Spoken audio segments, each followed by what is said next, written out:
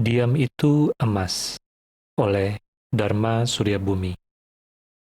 Pada suatu ketika, tempatnya di kaki Gunung Botak Kemelaka Terawas, dekat lembah yang agak curam, pemandangan luas hampir ke segala arah. Sungguh indah, dan lebih indah lagi suasana tempat yang bersih dan sunyi lagi segar. Manakala sang surya Raja Siang sudah silam, hawa lembah menjadi dingin merasuk tulang.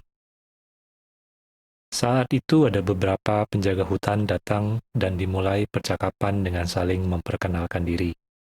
Selanjutnya terjadi tanya jawab dengan saya.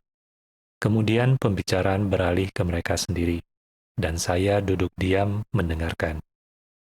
Juga mengawasi diri yang timbul tenggelam dalam perhatian, dan kadangkala kekotoran batin muncul.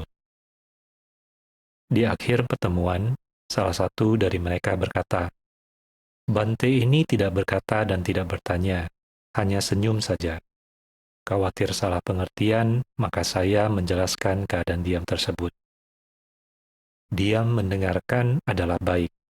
Pertama, tidak perlu berpikir atau bertanya. Keadaan diam ada dua macam. Pertama, tanpa pengertian, dan yang kedua dengan pengertian. Langit sudah mulai berubah menjadi agak gelap, dan kami pun berpisah. Malam harinya aku meringkuk, duduk sendirian di dalam gubuk. Kesadaran pikiran bergerak mundur, sampai ke peristiwa tadi sore, yaitu munculnya kekotoran batin. Kemudian kuselidiki sebab timbulnya. Ibarat dalam gubukku ini, di mana ada jendela dan pintu, maka badanku adalah ruang dan keenam indria adalah pintu-pintunya, yang merupakan jalan untuk berhubungan dengan objek yang berada di luar. Apabila ada keinginan untuk berhubungan dengan objek di luar, saya harus membuka salah satu pintu indria, tidak seluruh pintu indria.